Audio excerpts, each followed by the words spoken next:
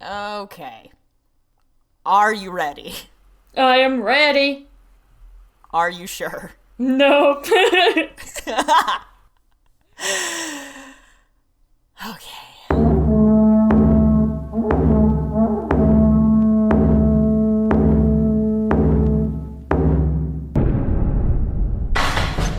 Welcome to The Seirete, a Bleach fandom community podcast. Now, this episode is a very special episode. I don't know if you've been keeping track, listeners, but this episode is exciting for a couple of reasons. First off, it is the end of a season, like a big canon season. It's the end of the Arrancar Arc, so that's massive. But I would assert that perhaps more importantly, this is our 69th episode. And so it is with great pleasure that I tell you that the 69th episode of the Seirete podcast is brought to you by Protection. I mean, that's it. This is a shonen, right? It's a shonen anime. It's a shonen manga. We know protection is important. Ichigo believes in protection, and I feel like I'm sure if he asked Ishin, like Ishin would be a good dad, and he would encourage protection, right?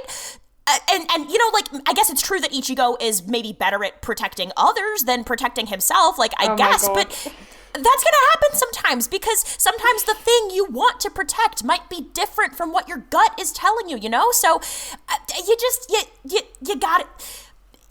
If there's one thing we've learned from Bleach, I think it's probably use protection. That seems correct. That seems like the underlying theme of Bleach, right? Yeah. Yeah? 100%. Yeah. 69% at least, which is still pretty favorable as far as odds go. Yeah.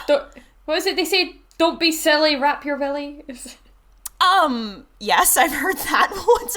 I don't know what you're talking about, though. I'm talking about protecting your friends. And Oh, sorry, What are you talking you're right. about? No, nothing. Yeah. I know. Absolutely nothing, yeah. Hey everyone, my name is Del, and today I'm joined by Lethan. Hi!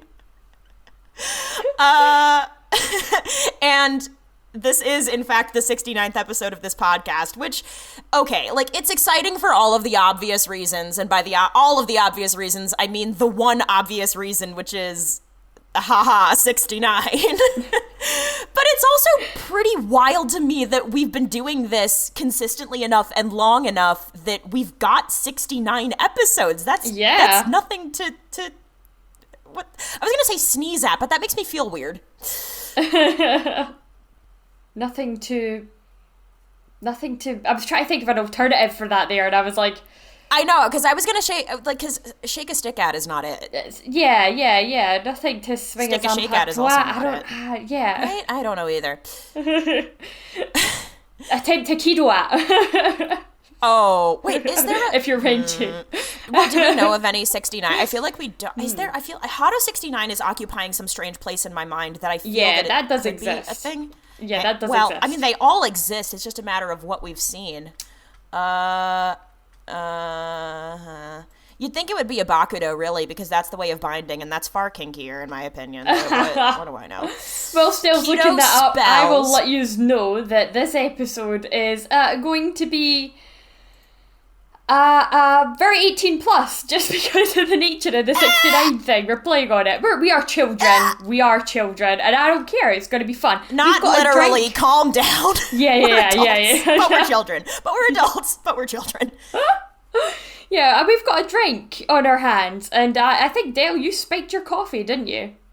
Yeah, that's round one. I did. Oh my gosh, my friends are wonderful. And when I first moved to the city that I'm living in now, one of my good friend groups that I play a lot of role-playing games with, they banded together and they bought me this really, really nice bourbon, which is aged on a boat. Because they were like, this reminded us of you and we feel like you need it. And they were absolutely right. So I'm having coffee with some foamed milk and a little bit of cinnamon on top, spiked with some boat bourbon. I love that. That's great. Because it's 12:30 p.m. for me, I should say, so I had to be, like, slightly reasonable. Yeah, whereas for me, it's like 25 to 7 at night, so I could get away with it a little bit more. And I can get away. I'm not going anywhere today either. I'm just doing some like housework after this, so it'll be fine. But yeah, that's fine. That's absolutely fine. That doesn't require you to draw a little. I don't know. Yeah, take it easy. Fine. I set today aside. I knew today wasn't going to be a productive day. Oh my god, I wish I had done that. Today's been so fucking busy for me. Yeah, that was yesterday for me though. We're all allowed at least one. Yeah. By the way, I'm not finding a Hado or Bakudo 69 that we know of. I believe, okay. I'd be shocked if it doesn't exist because we've got 63 and 73 for Bakudo. And we've got 63 and 73 for Hado also, and then there are numbers above and below. So surely the numbers in the middle are filled in as well. You can go to a Reddit page and read about it a little bit, but I don't feel like clicking on that right now, so... Doubled down that rabbit hole. No, not interested. Not right now. Yeah. Not this time. Oh yeah, we've got rules, by the way. They're probably going to be followed in a fairly loose manner. So far we've only got 2, but we think they're gonna get us some decent mileage. The first rule of the Seirete podcast episode number 69, Drinking Game Rules Extravaganza, is we have to take a sip every time we say the word bleach. So that's going to be fun. Fuck, yeah. And do you want to introduce the second rule? Because I feel like you need to, because you made this rule, didn't you? Yeah, I did. Okay. So we're also going to take a drink each time I mispronounce something. Which will happen even more and get steadily worse as we keep going. And I think the sort of half rule that we're quietly injecting as well is we can add more rules as the episode goes along, as we see fit and or come up with ideas. So, that's where we're starting, and we'll see where we end. Yes, this will be interesting. It will. Hey, speaking of endings. Yes. Do you want to get to those episode recaps? Yes.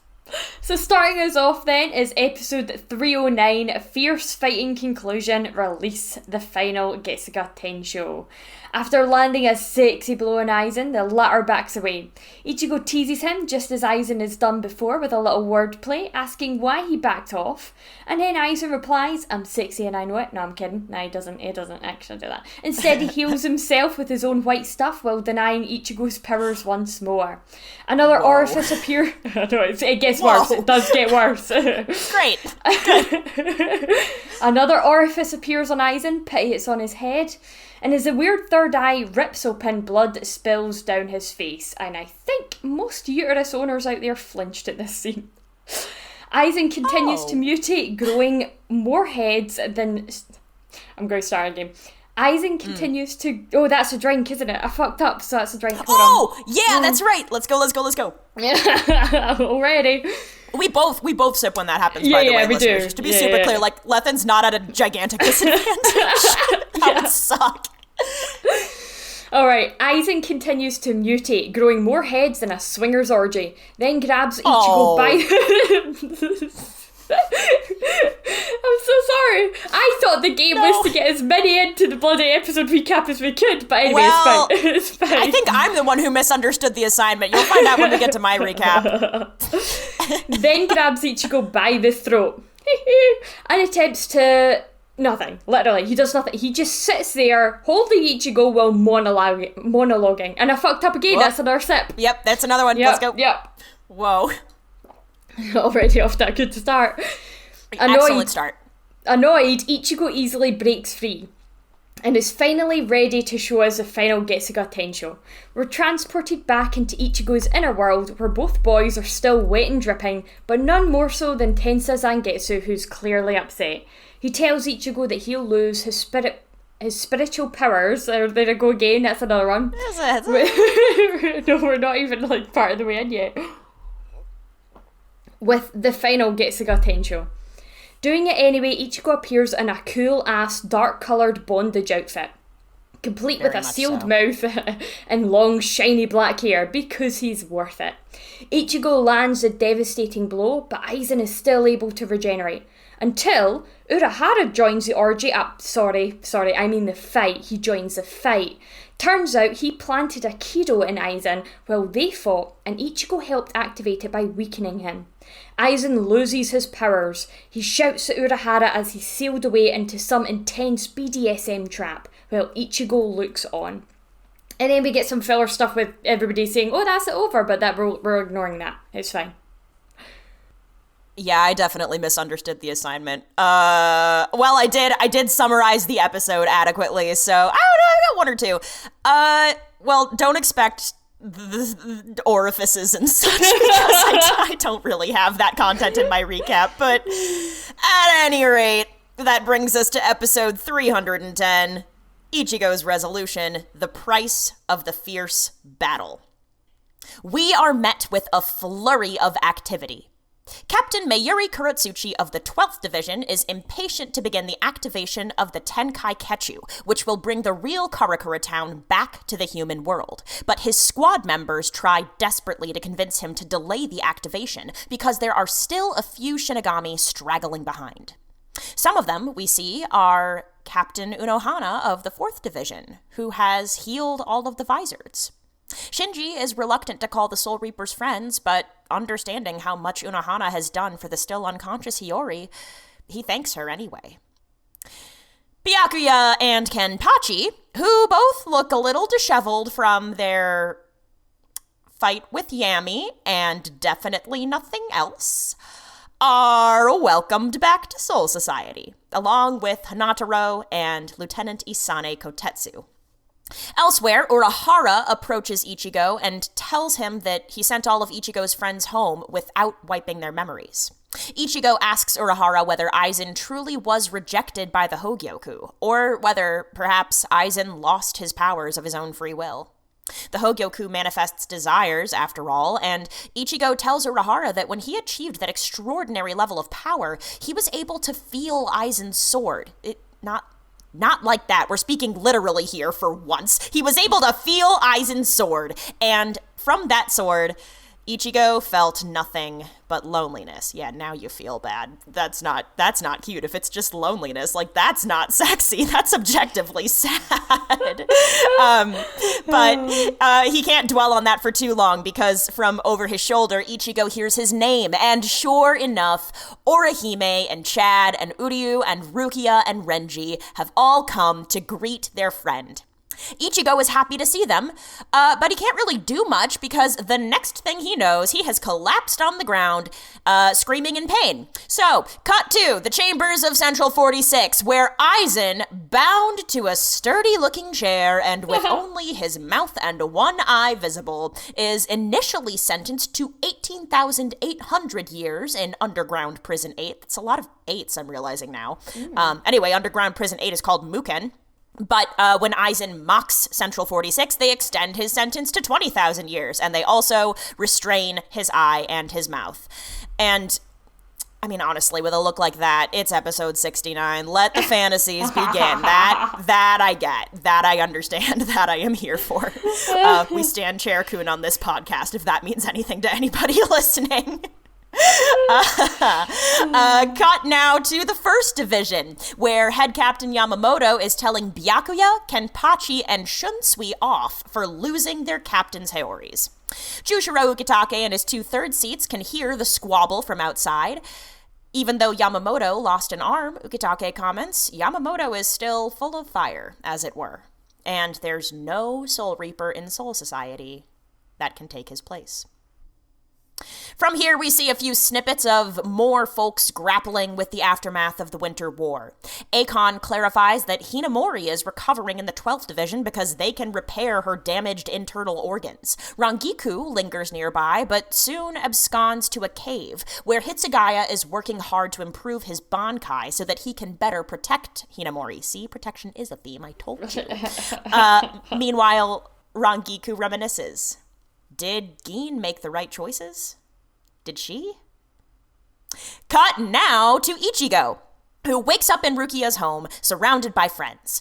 10 days have passed, and together the group confirms that Ichigo is in the process of losing his spiritual pressure, thanks to his use of that final Getsuga Tenshō.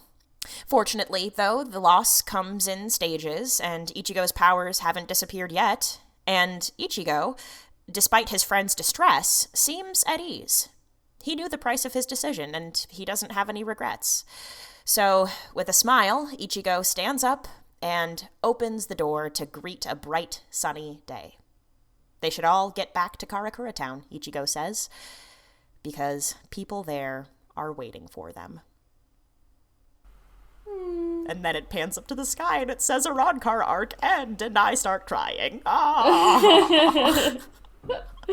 A little bit, this is not where the Arrancar Arc ended in the manga.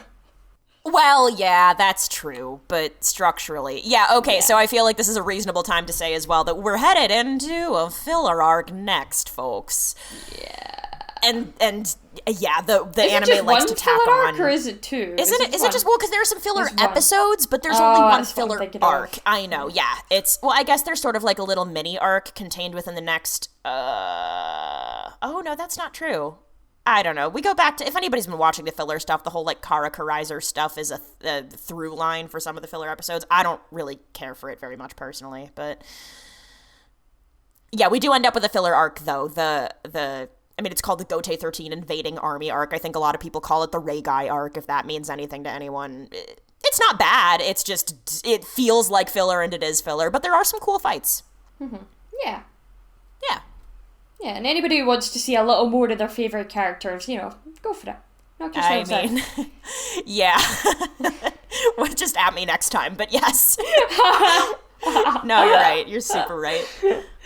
Oh, didn't want to just call you right out at the beginning, Dale, I mean, might as well. But hey, we got a little close-up of my boy's face in this episode. I always look at that shot and I always think about how pretty he is, which is going to come as a surprise to nobody, I'm sure. But let Ukitake's hair fall into his face more often, please. I love that. Yeah. Right, well, I attempt to do the manga and anime differences for the first episode then. I think so. Okay, thank God that there's not that many, because I'm now worried about how much we're going to be drinking if I cock stuff up. Okay. Oh, really? Okay. Episode 309 covers chapters 419, which is Decide 21, Transcendent God Rock, 420, Decide 22, and 421. Are you kidding? This is episode 69 and we get chapter 420? Shut up. Shut up. Yup. I didn't even make that connection until you just pointed it out. Wow, there you go. Yeah. Yeah, okay. Stupid. You wanted to explain that one to people, or will we just leave it? What if, hey, guys, if I need to explain 420 to you, you're listening to the wrong podcast. Like, surely. Yeah, okay, let's leave it there. Go Google it. Is it because my phone number is 420-6969? I'm kidding. I was going to say, it's also the wrong number of numbers for you. It's the right number of numbers for Americans, but still. Yeah, yeah, the number layout is always really strange. Yeah. Okay, the differences for this one then, because there are 3 chapters, there's not a massive amount, and stuff that probably isn't going to surprise anybody.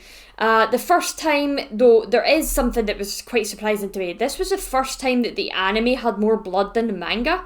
See, when Aizen emerges from his cocoon thing, and there's just, like, blood everywhere, the anime added, like, that in. Because in the manga... Really? It's like you see it sort of opening, and then you see one little panel that's very, very small where you could see like the rush of dark liquid, but that's it. That's all you see. And so the anime added all that in. I was like, oh, that's kind of cool.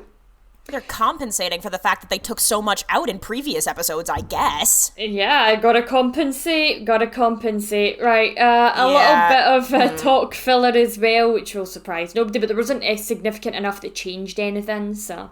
Sure. And then a little bit of fight filler between Ichigo and Tensa Zangetsu as well. And also, the final part of the episode where there were shots of everybody after the battle was over, like, oh, that's it over. That didn't happen. That makes total sense, and you want to know why I know that? It's because I always Listen, my faves looked good in these 2 episodes, even though they were in them briefly. And I'm just never gonna forget if you're gonna show me Shinji with his shirt open, right? I'm not gonna forget that. And so to see him standing up, wearing his shirt and tie buttoned up neatly, I was like, there's no way, because I know what comes next. No way. So, love my attention to detail for that reason. I love how that's how you identified that this bit was filler. I love that. Gosh, completely. 100%. Because I don't think we get shirtless Shinji anywhere else. We get a whole beach episode with Ukitake, but Shinji, I'll take the crumbs I get. It's amazing. For me, it was Just because, saying. like, Rukia and Renji and everybody were in, like, another fucking realm. They were in, like, the bloody Huaycamundo. And there I go again, drink. That makes way more sense, actually. Yeah. Oops. Oh. Anyway, I guess unless the implication was that they'd come back already? No, because they were definitely there, weren't they? That was where we saw them. And so they were like, from there, they were like, oh, that must be over. I'm like, how can you sense that? Yeah, that was a little... I was also wondering, what was that shockwave like? Because if, in fact, that was canon, the idea that Ichigo and Kisuke could end the battle and then suddenly the ripple effect is big enough that it impacts everything everywhere. I know Aizen is super powerful, but that feels like a pretty big reach for anybody's spiritual pressure, even Aizen's. Yeah, agreed. So yeah, the fact that that's filler, that makes sense. And not just because of Shinji's state of undress or lack thereof. Yeah, and that's literally it. Those were the only differences. The next episode has a lot more. Oh, okay. Yeah, that's fair. Yeah. Oh, man. I'm trying to figure out where to start. It's funny. I feel like every time we come to the end of something, figuring out what to talk about first is always challenging because it all feels really important and really exciting. Yes, yeah. I got on a bit annoyed at Aizen this episode, I'm not going to lie, where he was like still annoyed denying... with him. Like, annoyed, yeah. Like, the fact that he was still denying that Ichigo had... Like, he was still saying Ichigo had no power.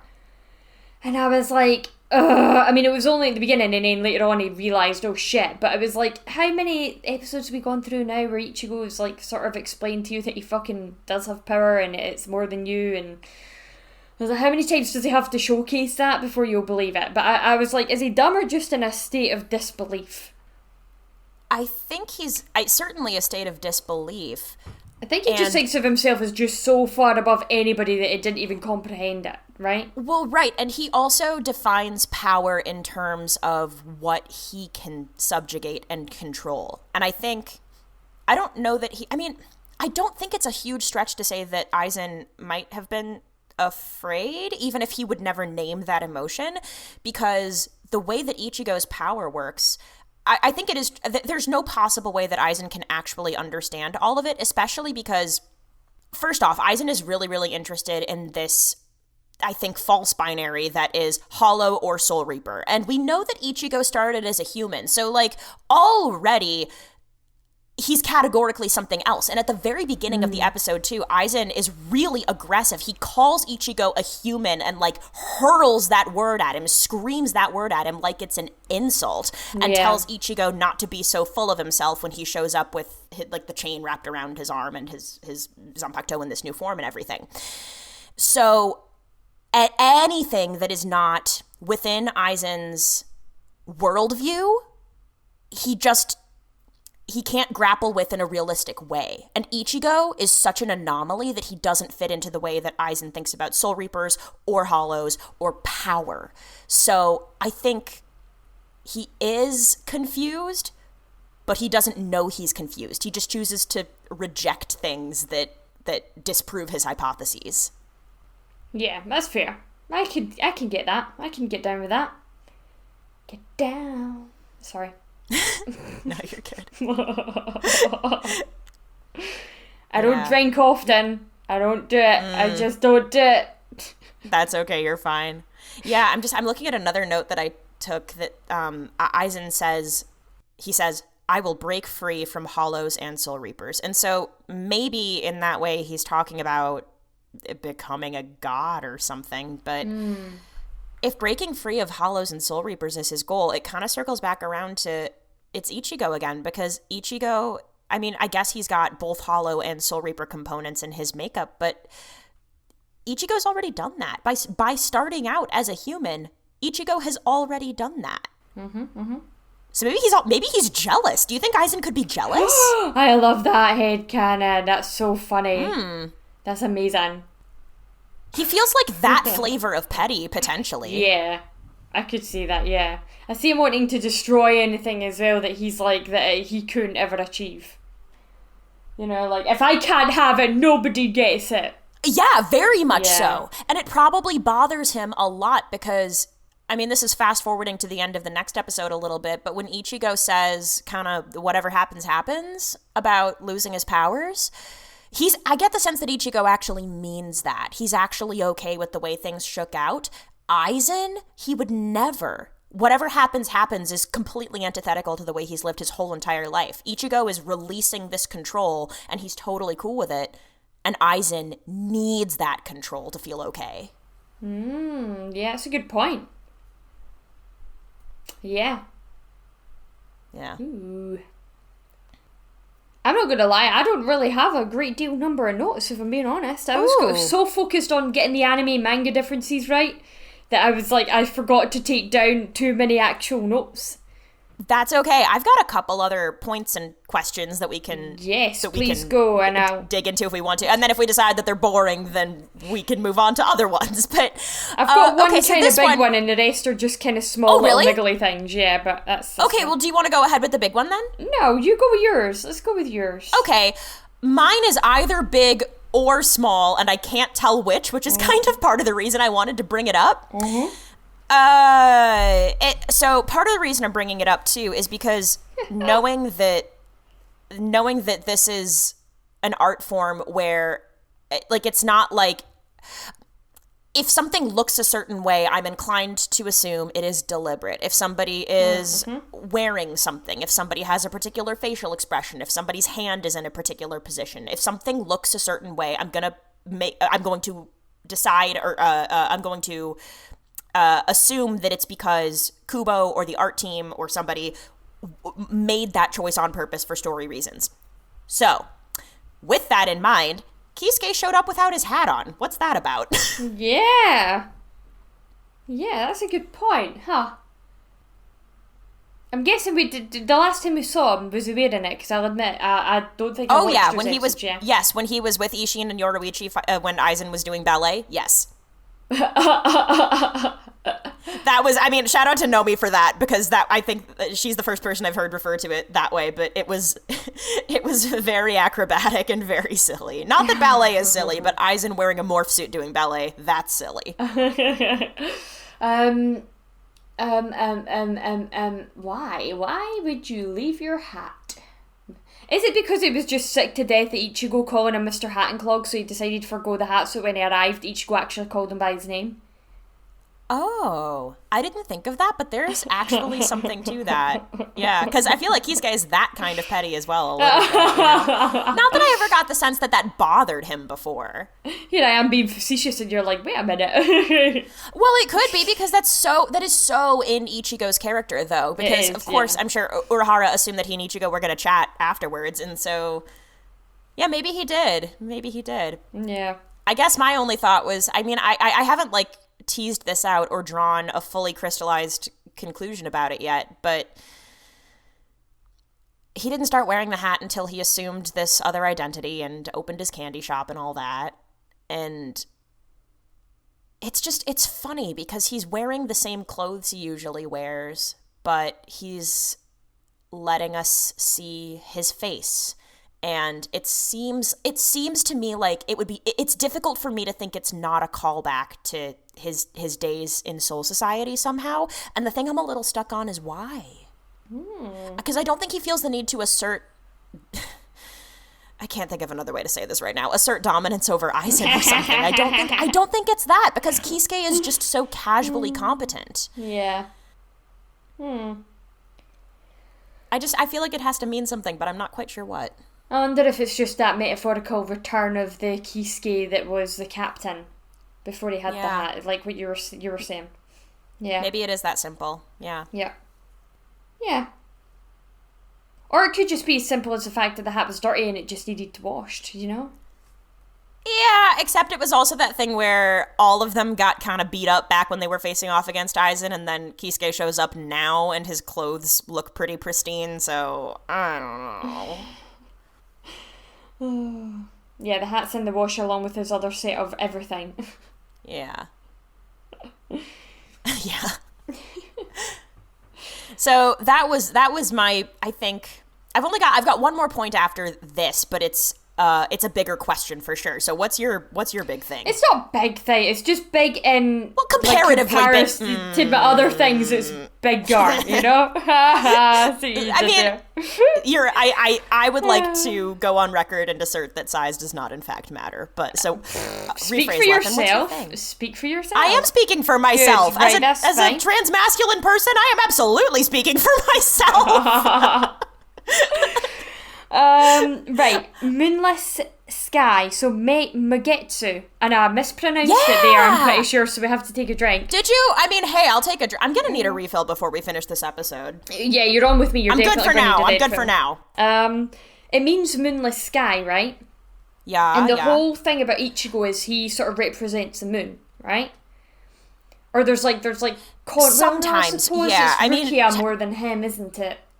Yeah, except for the fact that Zangetsu and Engetsu both have the moon word in the name also. So, celestial bodies broadly, certainly.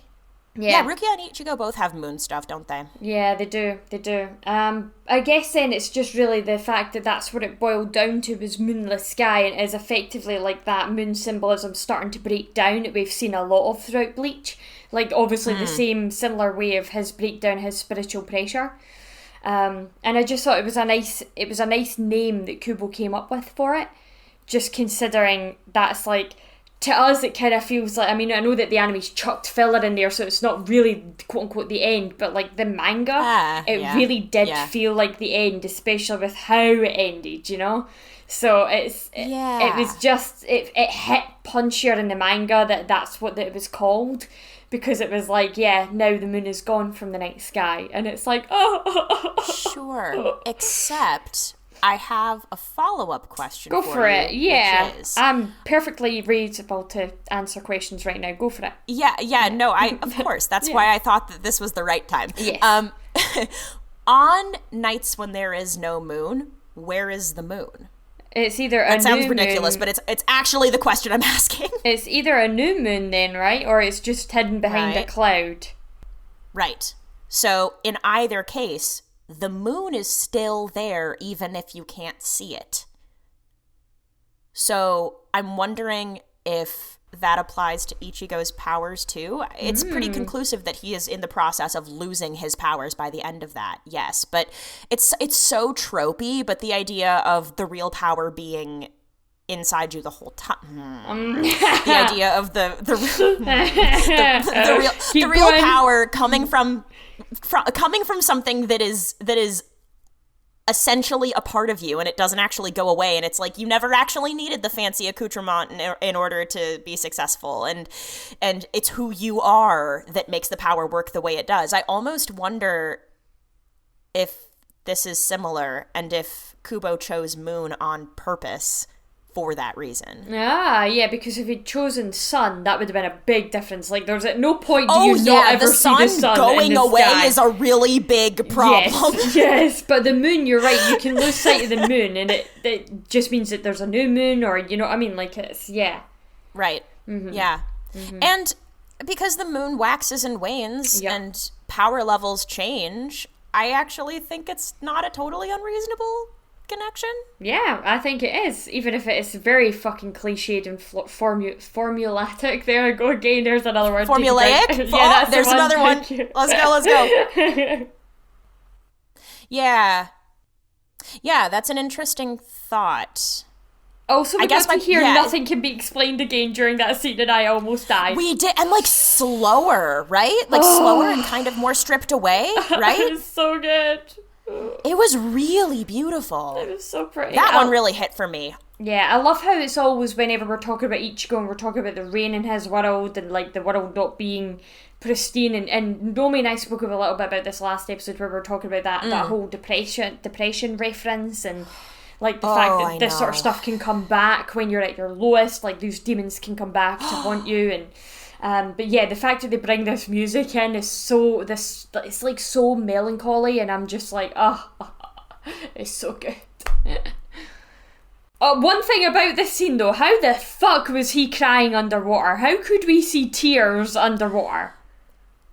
Different levels of salt create different density. Next question. I'm kidding. Wow, alright, okay. No idea. I was going to say no, that I makes really sense. don't think so. Okay. I think that, no, if it was the surely ocean, not. Well, it would still have salt, and... I've never cried underwater that I'm aware of. I don't feel like I'm equipped to answer this question. Yeah, and then the only other note I've got is that the ink printers must have loved these chapters because everything was black. I can only imagine. Everything was black, like full page spreads of just black. Like putting the Kuro in Kurosaki, aren't we? Yeah. Oh, I like that. That was a good joke. Haha. I mean, that's also part of, like Ichigo, I don't know, he's a man of dichotomies. I mean, his first name is what's the word I'm looking for? It's not a synonym, it's a... Strawberry. What? Strawberry? Well, yeah, but what's the name? It's, homonym? I think it's a homonym. Meaning it sounds the same, but means something different. No, it's not. It might be too intelligent for me, too, because I've clearly forgotten. Now I'm looking it up. I think it's a homonym. Each of two or more words having the same spelling or pronunciation but different meanings. Yeah. Okay, great. His first name is a homonym, but it's very cute, and then his last name is, like, badass as hell. So, dichotomies exist within Ichigo, and they always have. But yeah, no, the fact that he's, like, Strawberry Boy, and then his last name is, like, the first character means just black, like, metal as hell, dark, punk, whatever. So yeah, I like that. I was making a bit of a quip, but I was speaking sort of literally too. And I love the fact that Ichigo's colour in battle is usually always represented by the black too. It's just kind of cool. Yeah, and the form of his Shikai and or just his Bankai, I think, they seem to get darker and darker as time goes on, or at least they have throughout this arc. Yeah. That's sweet. And Aizen was clad in all white at the peak of his transformation. Yes, it is. I like the fact that Bleach has flipped the colours of the yin-yang thing round. It's really interesting. Yeah, because I think and that sort of feeds into my last point about this episode. Oh, you just said Bleach, so that's a sip. Oh, shit, yeah. Well spotted. How many of them I've sort of been keeping an ear on that. No, I know, because it's not like I've been avoiding the word, but I have been listening for it, and I think we haven't said it that much, so. Oh, okay. Yeah, no, we've been all right. Mm-hmm.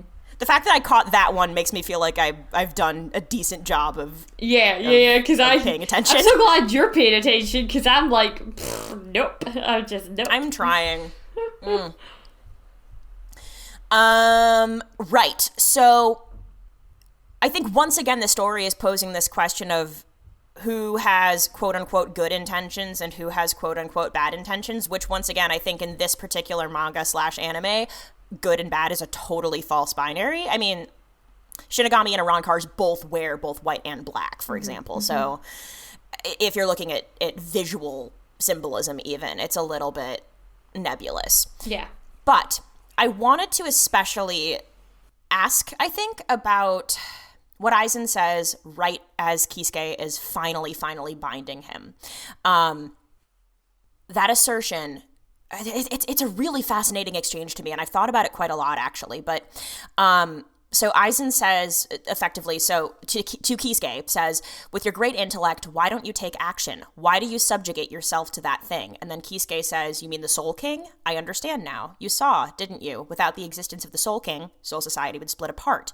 The Soul King is the keystone, and without it, the world would fall apart. But then Aizen, and this is the part that I'm always like, I think it's a really good point. He says, a victor, which I don't think it should just be victors. I think it should be people with goals across the board, whichever side of the victory or lack thereof they're on. Not only is it a compelling thing to think about, I think it's actually a really good point. The idea that driving change is almost always an admirable goal when the system doesn't work. Mm-hmm. And I think Aizen is critiquing the whole entire system, not just the Gote, not just Central 46. Aizen is clearly opposed to something about either the metaphysics or political structure or both of the universe. He doesn't like it. He wants to change it. I don't think that's a goal worth condemning. I think his methods suck, and I think he could use some empathy, but I don't know that his underlying goal is a bad one. Yeah. Changing the world isn't a bad goal if the world has problems. Agreed. Yeah, I agree with that. This is where, like, I am struggling with my fucking filter right now because I have drunk 2/3 of a glass. That's okay. I'm really struggling to filter myself. Did you have a comment I had that a you really tried to filter out? It was a very bad comment, Dale. Well, you can't just say that and then not say the comment. Oh my god. Right. I feel like this comment has to come with a content warning that it's me and this is my kind of dark sense of humour, okay? I was just going to say, cork the world because overbreeding is the problem. Okay, but like, kind of. I mean, yeah, granted, that doesn't work the same way in Soul Society, in my understanding. True, but yeah. Yeah, so I get the sense that that's not necessarily the problem that Aizen is trying to solve, but if it were, I wouldn't be surprised if that were the kind of thing that Aizen asserted, and it's not the worst solution anyone's ever heard of. He's a radical. Aizen is a radical, and radicals are almost always condemned while they're alive. I didn't even think about it that way, but, I mean, granted, there's the whole notion that history is written by, like, thing number 1, people who survive, and thing number 2, people who win. But can you imagine, hundreds, thousands of years from Aizen's defeat here? How are future generations going to regard him? Because if you look back on somebody who was radical, I don't know, the only example I can come up with right now is Malcolm X, and that's not the best example ever, but people who were really incendiary and people who really, really pushed for change and made people mad and caused disruption, people like that weren't beloved in their time, but often in history they're regarded as heroes. I don't know, Aizen could be that kind of person. Yeah. So could Thanos. Yeah. Similar energy, actually. Yeah. Oh. That's an interesting concept. But I really don't have a lot for this fucking 410. Wait, I need to do the differences, don't I? Are we moving on? Are we done? For 310? Yeah, I think so. Let me just take a quick little scroll through. Oh, yeah, I think we're okay. The Hogyoku always makes me want to not shut up about the Hogyoku, but I think there's more Hogyoku stuff in 310 if I feel like I want to go there. So yeah, let's move on. Okay, well, put pin in now. I want to hear about that. Oh, okay.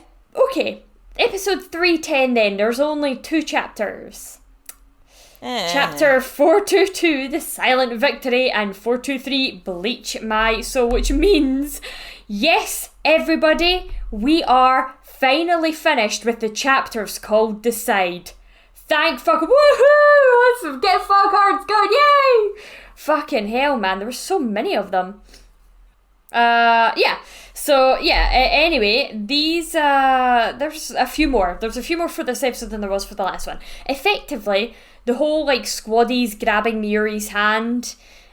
Oh my god, I'm sure I'm sure it was extra. I love it. I laughed so hard. I think it's beautiful. The slow count, oh my god. So well, not quite, but basically... The slow count is in the manga, isn't it? In the manga, he that. just says he's going to be counting down from 10 and they run and that's it. Okay. That's what we see. Okay. So anything else with any of the squaddies or even Sasuke running to be like, oh my god, Miuri's doing this thing, all of that's filler. I love that Sasuke ran there. I was like, I don't know why that was so silly to me Sasuke? Too. Why is it him?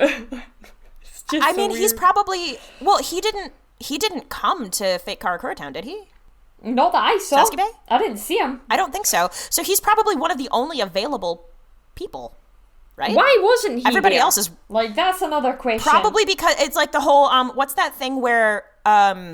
what's that person called? When you have the whole of a group of people that are really important all together at some political address or at some important function, and then you keep one person away so that if everything gets fucked up, that person can assume control. There's a word for that. Yeah, that makes sense.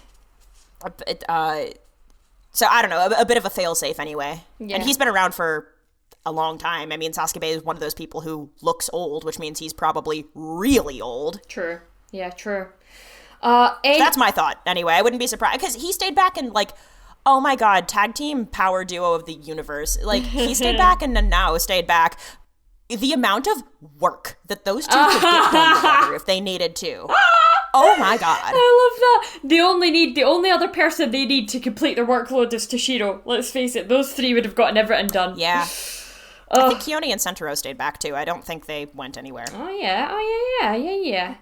It's not a bad group of 4 people. If I had to leave Soul Society in the hands of those 4, that's not the worst. Yeah, that's true. Yeah. Right, the scene with Hinataro was filler. Oh, no. I know. Toshiro's flashbacks of Momo were filler as well, which I'm like, yeah, it's fine. Yeah. Sorry, Nomi's not here to defend our poor Nomi, but I really hate Momo, so I'm like, yeah, that's fine. Oh, right. Oh, well. That's wrong. Sorry, I don't actually hate her that much. It's just fun to hate on her because Nomi loves her so much. It just makes it even more enjoyable. In the anime, Rangiku said about Gin, what I love about you, like when she was talking about Gin. But in the manga, it was what I liked about you, rather than what I loved about you. Oh, I wasn't paying close enough attention to catch which word she used in Japanese. I'm not going to go back now, but I'm curious about it. Yeah.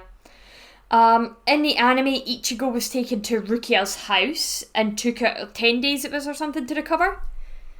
Yeah, 10 days. And I think this is them setting up for the filler, because in the manga, he's taken to his own home and it was a month to recover. Oh. It was a lot longer.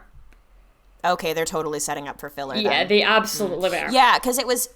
When you see Yamamoto yelling at Shinsui and Byakuya and Kenpachi about their Haori, and then Ukitake's outside, Ukitake says 10 days. So at that point, it's been 10 days since the battle. And I think the anime was then like, all right, well, we've got a timeline, so let's just keep that the same rather than complicating things. That's totally a filler setup thing then. Yeah. The moments after Ichigo collapsed, like when we see what happened after he fell down, that a little bit later, that's all filler. And again, I think there was some setting up in there of the filler arc as well. Uryu shouting at Ichigo about not being upset about losing his powers was filler as well, but I kinda liked it. Oh, really? Yeah. I did too. I kinda liked it. Like, even although it was a bit of an outburst, it makes sense because he lost his powers and he was really upset That's about exactly it. the note I took. I wrote that I liked Uryu being upset because he's been there himself, and he and Ichigo are really different people, but it hit so close to home that Uryu wasn't in a position to put himself in Ichigo's shoes or something. That was his instinctive gut reaction, and he let it out. Yeah. Which is kind of nice to see from Uryu, actually. I like that he's losing his filter around these people and getting a little more comfortable with them. Yeah, I liked it too, but yeah, I've just missed him. He hasn't been around much lately. I think that's also probably why they added in a couple of lines from him, to be honest, because they were like, we're not going to have you here and not say anything. Speaking of, okay, so I know you and I have a mutual affection for waistcoats. Thoughts? Yes. Yeah, he just looked really good. He did look really good. He looked really good. Yeah, he did. He should wear that more. Yeah, he did. I literally don't remember what anyone else was wearing. I'll admit, when it comes other than Ichigo to and Rukia, but waistcoats, I prefer them on girls. There's something about a girl in a waistcoat, and I don't know why. I think I like them on all people. I think it's just a sexy clothing item for everybody. Anyway, sorry. Yes. What were we doing? Podcasting. Yes. Yeah. Okay, you ready? I've got something to say. Are you ready?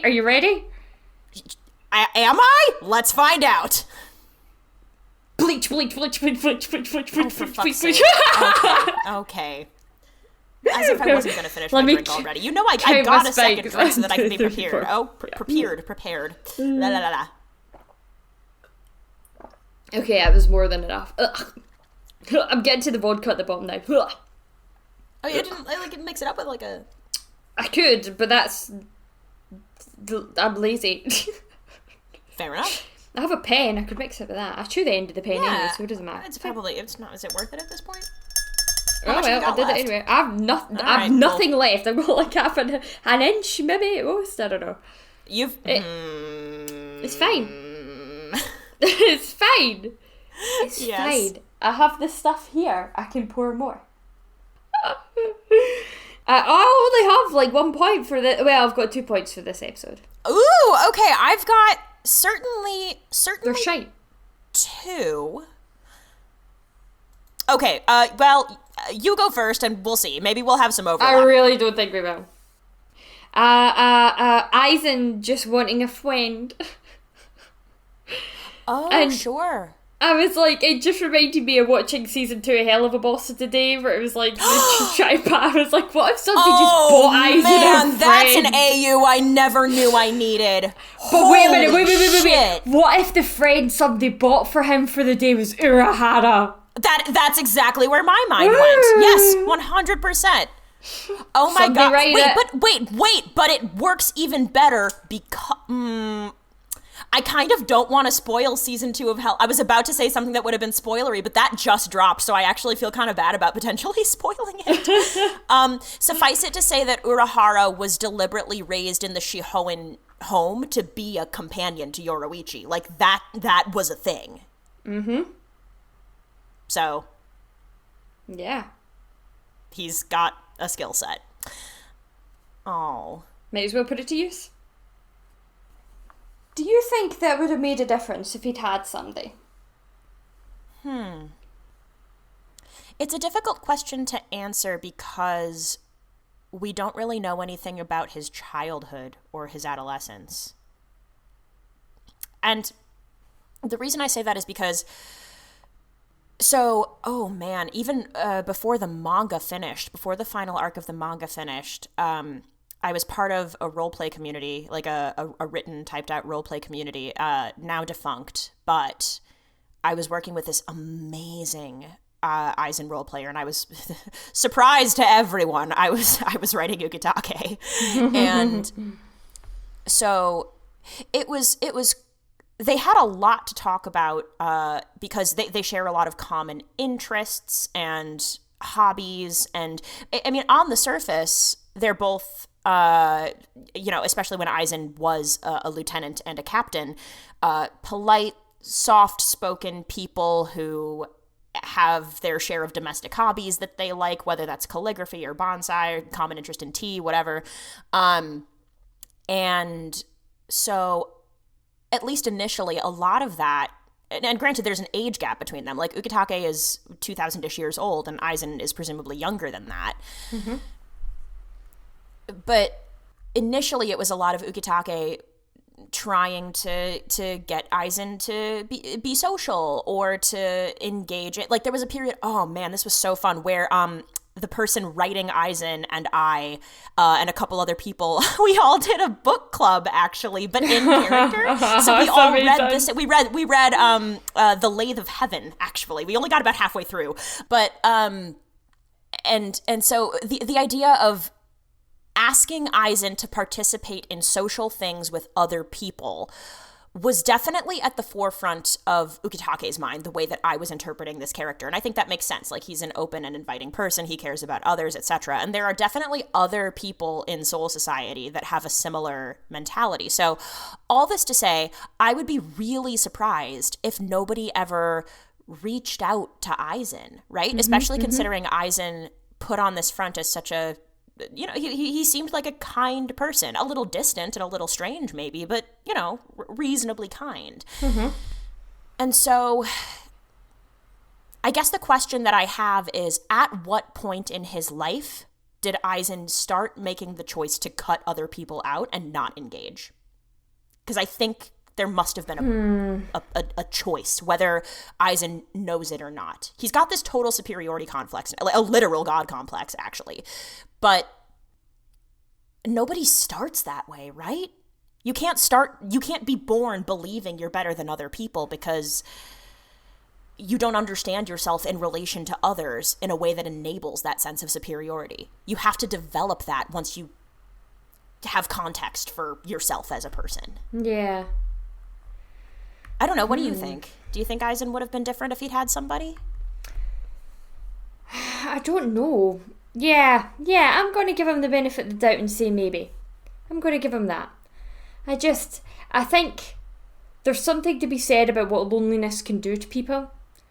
And certainly living through the fucking pandemic, like, I developed a lot of things that would not have happened to me had it not been for being in the house by myself. Like, I talk to myself now a lot more than I ever did before. Oh, and that's because I always talk to myself.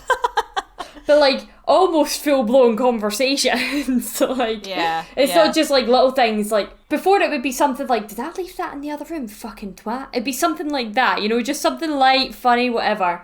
Yeah, but now I'll be like walking up and down my hallway and I'll be having like full out loud conversations about how I want something to go. But I'll try to get my steps up. Yeah. Anyway, yeah. So I like the whole loneliness thing. I could see what it could do to somebody. So yeah, right. I mean, I think if he had had somebody, it probably would have made a difference. But then I suppose like, what you were saying before is that his complete lack of potential emotions, like that seems to be a factor. Or his lack of empathy, I guess. So maybe it wouldn't have made much of a difference because maybe he just doesn't feel like that. You know what I mean? But I'm also like, what came first, you know? Because he seems...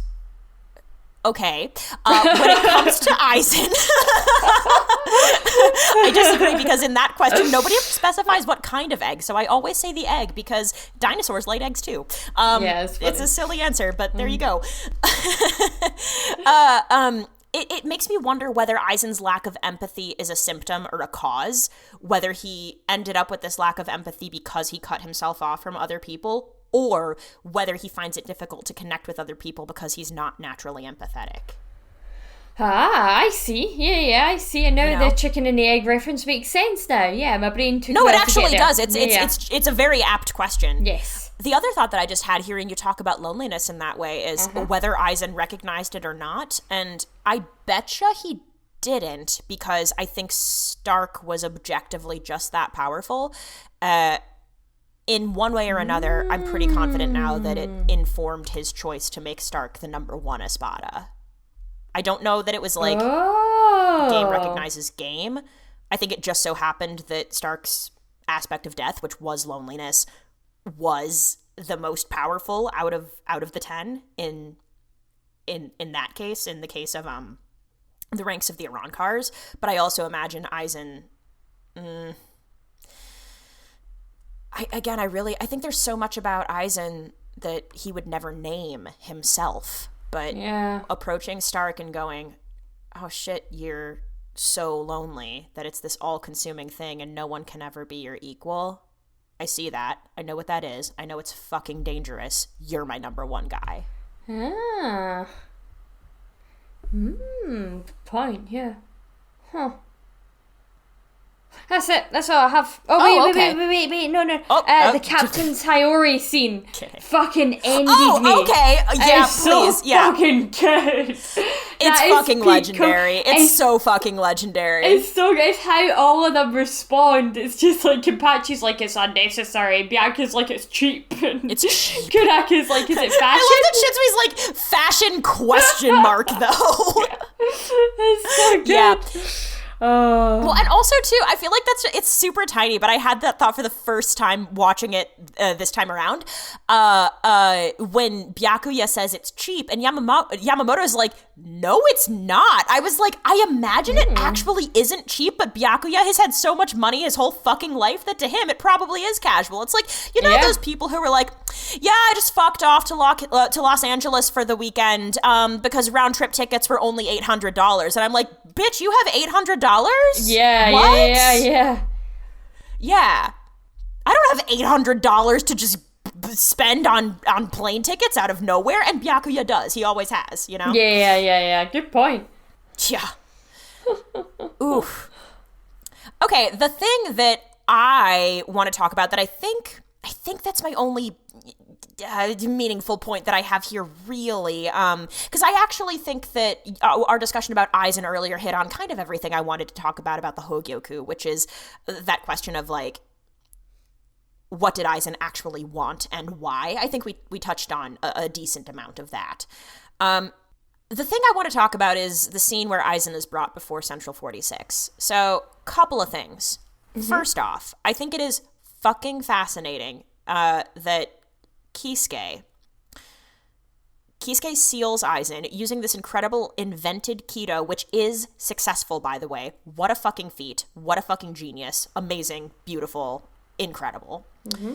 And despite the fact that I'm just like, there's no way Central 46 doesn't bring about, if not literal trauma, at least some negative memories for Kisuke. Because sure, they sentenced him to exile, but it was so striking to him that he, like, had a reasonably emotional outburst in the middle of that room. Like, it can't be, how could Kisuke possibly trust these people? So, it's just, I think it actually speaks to Aizen's point about the system being broken and fucked up. Like, even Kisuke, who was fucked over by Central 46, is now working with Soul Society and is going to let Central 46 handle Aizen's sentence. So that dynamic is really, really complicated in the first place. And within that, my I guess the question I'm posing is why... So, okay, right, they sentence him to this number of years in Underground Prison 8 in Muken, which is the lowest level of that underground prison. Why is there a time limit? Why didn't they sentence him for life? I've never understood that. Yeah. Yeah, that's true. I guess because, like, the souls are immortal, isn't it? So... Well, especially now that Aizen is because even though Gin took the Hogyoku from him, Aizen has proved that he can just keep healing himself and maintaining his state of being for as long as he wants. It is pretty well accepted within the fandom communities that I've spent time in that Aizen is more or less effectively immortal at this point, by this point in his evolution. And I haven't been able to find anything to oppose that, by the way. Yeah, that makes sense to me too. So it just seems, I'm like, so are they going to reevaluate after 20,000 years? Maybe, yeah. I guess it speaks to the point that I was maybe pushing before, which is like maybe 20,000 years from now, people are going to look back at Aizen and at the structure of the universe and go, oh, he's a hero. Maybe.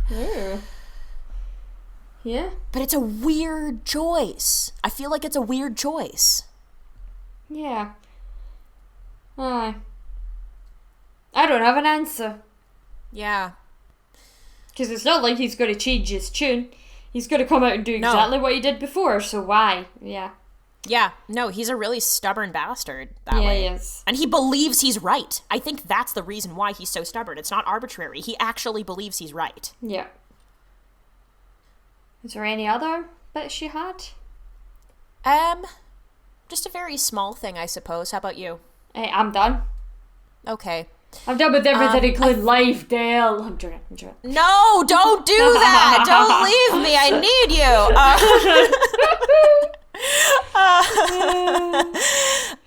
Speaking of, kind of, not exactly, because one of the things that I'm sort of about to touch on is Rangiku's reminiscences about Gin, but I think, I can't recall off the top of my head, but I feel like I've seen this episode. This is an episode that I rewatch more often than I rewatch others. And I think part of the reason is I really enjoy watching the aftermath of something so huge. Like, there is something kind of soft and also real about these little vignettes of, it's not just Rangiku and Toshiro and the folks at the 12th Division and the folks that Yamamoto was yelling at about losing their Haoris and stuff. You kind of... I think this episode just does a really good job of giving us as viewers and readers the sense of what it is to kind of come down from a big war. This was huge. Soul Society has been more or less peaceful for a pretty long time, we know. And this rocked a lot of people's worlds. And I just think it's quite, I mean, the best word I can come up with right now is nice, but I think from a storytelling standpoint, I really like that this arc of the manga and the anime showed us the coming down. Like, the characters involved needed that, but also we as viewers just watched these people go through a lot, and it just feels, it feels really good. Like, it's painful sometimes, but to me it feels really good to see these snippets and to go from place to place to place within Soul Society and see where people are and see how they're doing and see how some of these relationships are either getting stronger or maybe getting shakier. It's just really beautiful to me, I suppose. So that's kind of it. It's a very long-winded way for me to say I like this episode and that's why, but a lot of Bleach doesn't feel, I think it's the intimacy. I think there is something really intimate about zooming in on these characters the way that this episode does, and I don't know that we get that all the time in Bleach. Yeah, no, you don't really get that chance. I just said Bleach. God damn it. You don't really get that like, chance. I want to think about something that felt good, and it's like, nope, we're still playing a drinking game. God damn it. Yeah. That's all, really. Yeah. I'll keep repeating myself if I try to say more. Yeah. No, that's fair enough. Yeah, I like this. I do like when you get those, they're rare in shonen, but you get those little episodes in between where it's like, it just things calm down for a minute. Sometimes it could be the calm before the storm, like, you know, a big thing's about to come, and you get a little big calm before it, or it could be after something's happened. And this one is the after, and it is quite nice to see. You're right. I do quite like that. It's actually a nice parallel to some of the training episodes we get before the Winter War. Like, I think, and I know the chapters and episodes best where my faves show up, so I know that, like, I know why I'm thinking of this. But the bit when Hisagi, having been left to run the division because his captain fucked off to Waco Mundo, Hisagi's running around like a chicken with its head cut off, trying to maintain all of this order and also run the Seirei Bulletin. Hey, happy episode 69! We're talking about Hisagi! Hooray! Hey! I didn't really plan for that, but you know what? Good. Happy it worked its way in somehow. And that bit when Rukia and Orihime are training together in the 13th Division, and Hisagi comes over to Ukitake to be like, do you want to see the latest edition of the newspaper? That whatever episode that is, and this episode as bookends to something really intense, it's real. It's just super real, and it feels satisfying, I think. Oh, yeah. Yeah. Yeah, I like that. Yeah. Yeah. Should have taken a drink every time I said yeah. No, that's terrible. We would be on the fucking floor. We would. What if we had to drink every time we said a swear word? Oh, I'd be fucked. Yeah, see, case in point. Oh, man. I think that's it for me, actually. Is that you? Yeah, that's me too. So, like... Oh, man. Oh, gosh. Yeah. Wow. Yeah, I didn't fuck up too much considering, like, the fucking drinking and, like, the wording thing. No, yeah, you did really well. I did okay, yeah. Do you know what? You know what? Just for you. What? I was just going to say, because nobody had some sort of fucking release or bankai or some sort of shit like that happened, really. Oh. They're all the with big names. Yeah, they're all the ones that trip me. The most intense thing, I think, was probably Tenkai Ketchu, but that was in my episode summary, and it also wasn't necessary. I just... Yeah. I don't know. I like saying words. So. Tenkai Ketchu isn't too bad for me. So you did a really good job, but just for that. Thank you. Bleach. Wow! Oh, wow! Wow! I would say I'm sorry, but I don't like lying. So. Yeah. Okay. Here we go. I'm already done. I counted. I did about 5, I think. I don't know. Oh, I just took a big drink and called it. Yeah, called it okay. good. I took like 5 small sips, so probably the same thing. Yeah. But to be fair, you're also drinking something with, I think, you're drinking something harder than what I'm drinking, I suppose. But yeah, regardless. It's fine. It's the evening for me. After this, I'm going to go and try and edit and then go to bed, so we'll see how that goes. That sounds perfect. Yeah. That sounds like a good night. Yeah. Well, with that, I think it is time to move on to our Shinigami Cup Peroxide Edition. Lethan, who wore it best this week? I'll tell you who wore it best, Dale. I will tell you that it was something I completely forgot to write down. Oh, fuck me. Okay. No, I know. Fuck. No, you're crushing it. Shut up. Stop it. I'm thrilled. No, this is perfect. It's Byakuya. I love you. What? I love you too. Byakuya, right? Without his Captain Sayori on, like the black Shihakusho. Okay. No, it's actually very cute, right? It's very good on him. I like him in black. He's nice in black. Okay. Mm-hmm.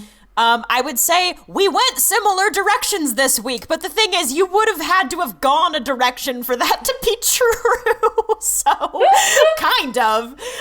In a play on what I said 2 episodes ago about neither Aizen nor Urahara wearing it best, this week, who wore it best? No one, but specifically not Kyoraku, Byakuya, or Kenpachi, and their lack of Haori. That was my who wore it best this week. Because it's just fucking legendary. I also, oh my gosh, even if you haven't read the manga, I can't, so, like, Shunsui's face is stupid in the anime. I cannot emphasize enough how deeply stupid it is in the manga. He looks like such a little shithead, and it's beautiful, and I love it, so please, for the love of God. I can't remember which chapter this is actually from, but we know it's around 420, lest we forget. So, I don't know, bop around, see how it goes. What's this one called? The Silent Victory? I think that one lives in my brain rent free because it has the panel of Ukitake with his hair and his face looking really pretty.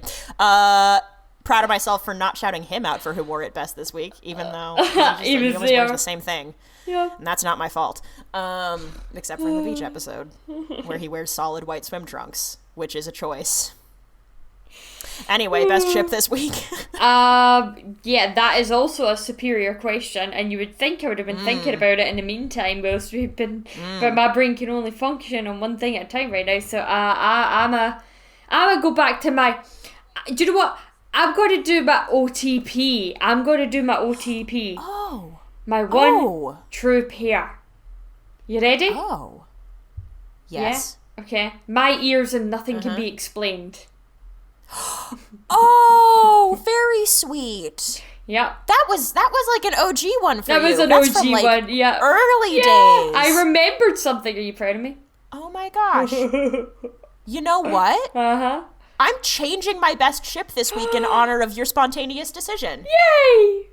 I also want to know what your other one was, though.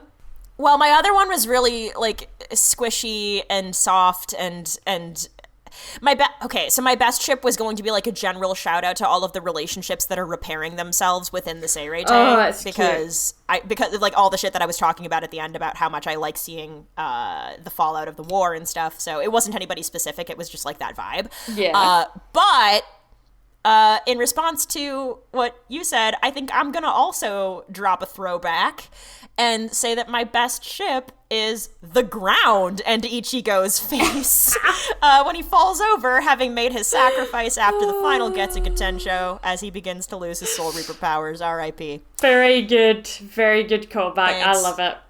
Good. I love it. Oh, okay, so I just want to confirm, do you have a Phantom shout-out ready to go? I actually have that. Oh. Okay, tight, cool, same. Beautiful. What, Lethan, is your fandom shout-out? Oh no. Should I be afraid? Oh, fuck me. What have you done? It's episode 69. Oh my... What have you done? Mine is so fucking wholesome. Mine is not. Anyway, I just looked at it again. It just made me laugh. Okay, so this is by, I fucking can't read the name because it's so small, Yobai, and it is an edit picture. It's basically just a panel taken directly from Bleach. Okay. And you know this scene in episode 1 where Ichigo comes into, Rukia comes into his room and he's like bound by the Kido and she's like holding up her shit drawings. Oh yeah. It's basically a legendary. Yeah, totally. It's a play on that. And how do I spoil her something? I feel like I know where this is going.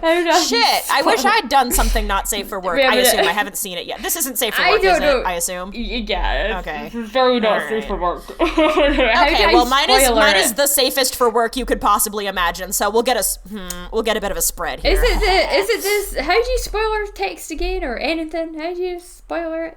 Oh my god, who cares? This server is okay. Fuck it, we've got fine. 4 people in the server. Who gives a shit? It's fine. Well, it's also okay. See, here's the thing. It didn't load, but I just want everybody listening to know that the link that Lethan just dropped in our like recording server, it just says "sexy Rukia hentai image."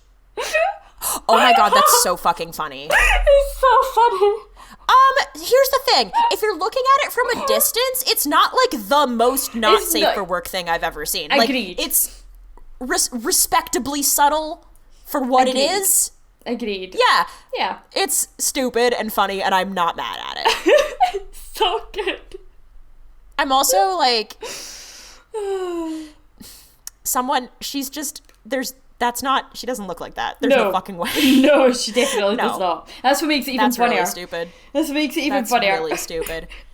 And also the idea that Rukia is showing that to Ichigo voluntarily, like, I'm so proud of this. Do you think she photoshopped that herself? She did Photoshop that herself. I agree. Yeah, good. Yeah. Yeah. Agency.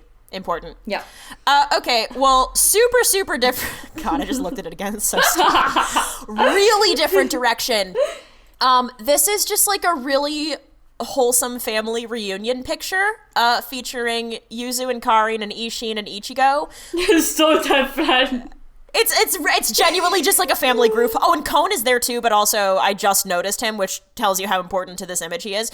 It's by Kitty Middies on Tumblr. It's beautiful, and I was like, I want Ichigo to have all of the nice things after contributing the way he did. This is just nice, and I think it's cool to bring it back to the family. Yeah, like, he cares that his sisters are okay. Ishin was pivotal to the success of this battle. It's cute. I love that. And I think... and the other thing, too, is I think the artist... I was scrolling through their Bleach tag on their Tumblr a little bit, and it looks like they're kind of just now starting to be like, I'm going to let myself draw more Bleach art, because when I was younger, I kind of didn't want to post my shit anywhere, but now I am. So they're active, like, now. This is from 2 weeks ago, and it was posted, I think, in honor of Ichigo's birthday or something like that. Mm-hmm. I mean, occasionally there's some stuff that ships Uryu and Ichigo, so if you, like, don't want that, then I guess don't look, but at the very least, don't give them shit. Let people ship what they want to ship.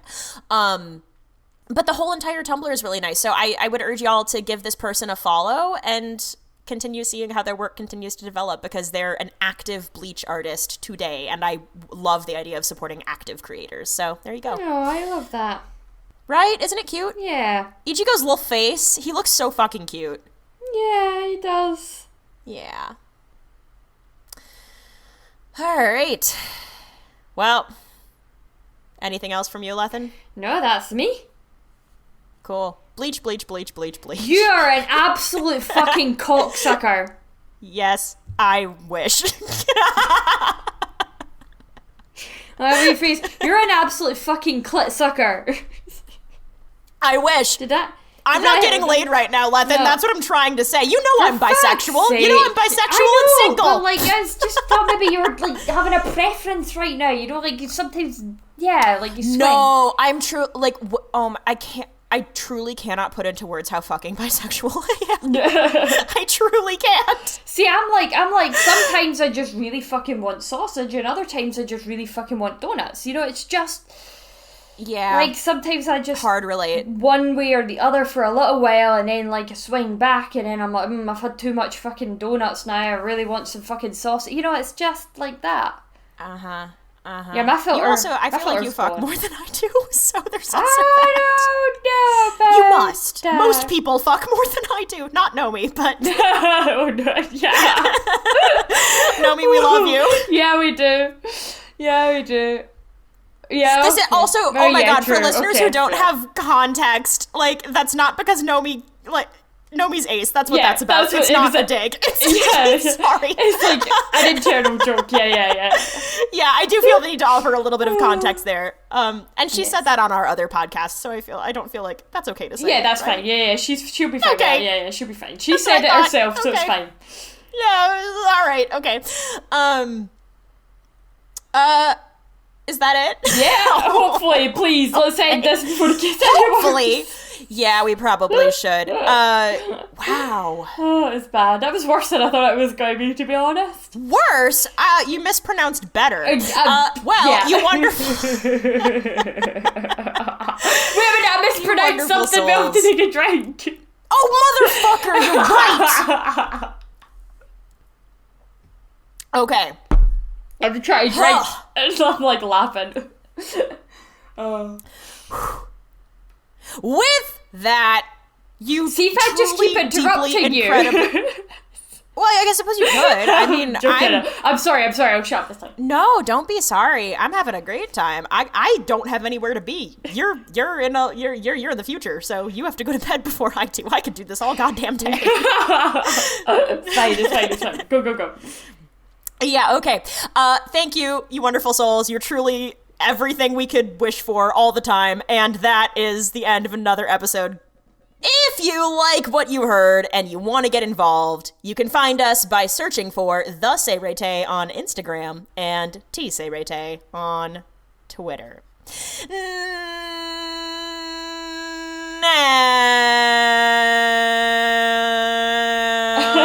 Ichigo, and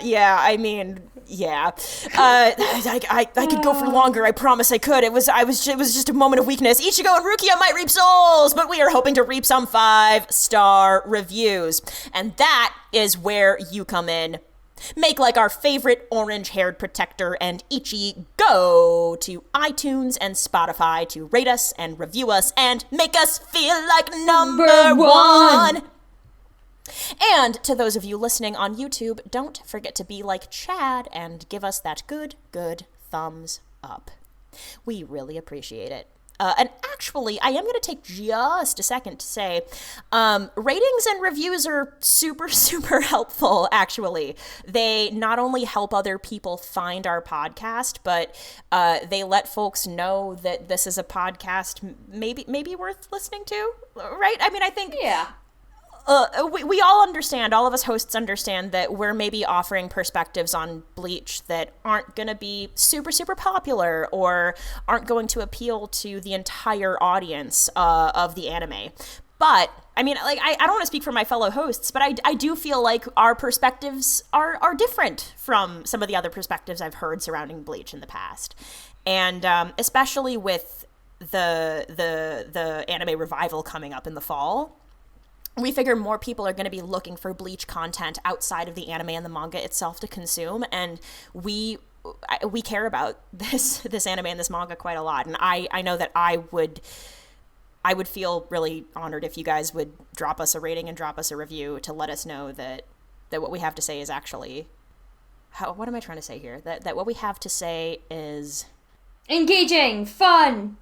Engaging and fun, but also, like, adding something to the discourse within the community, right? Especially like in 2022, things have changed a lot since this manga was first published, and it's a piece of media that we all still really like and enjoy engaging with and care about, and it's been impactful and all that good stuff. So all this to say, your ratings and reviews actually do matter. It's something we include at the end of every episode, not just because it's like a standard practice for podcasts or whatever. They actually do matter. So if you like what you're hearing, please let us know. Apple Podcasts, Spotify, Stitcher, what have you, whatever your preferred platform is, drop us a rating, drop us a review. It means more than you know. You don't even have to get too involved about it. Like drop a little sword emoji with 5 stars or something if that feels like the vibe for you. You know, it's it means more than you know. For real, for real. Y'all are awesome. So,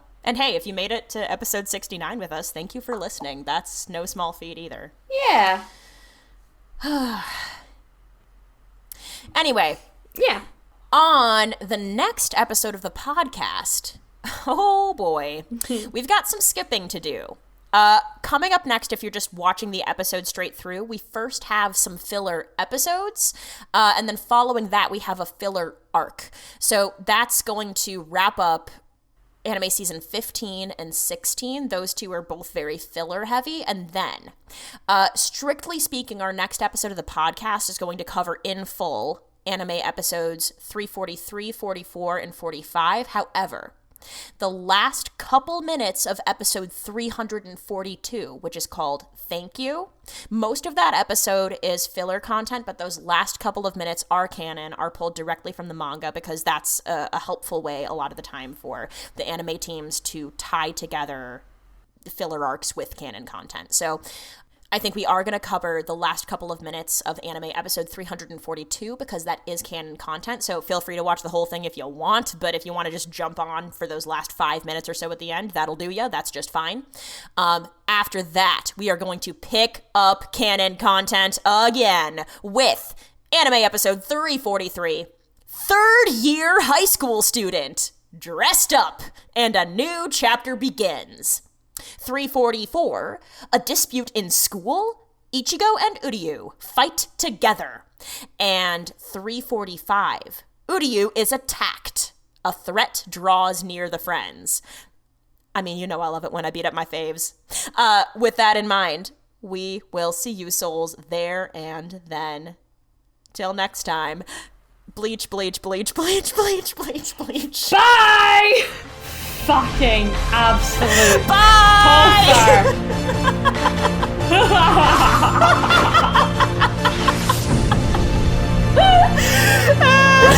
Oh god, we're so good to hell.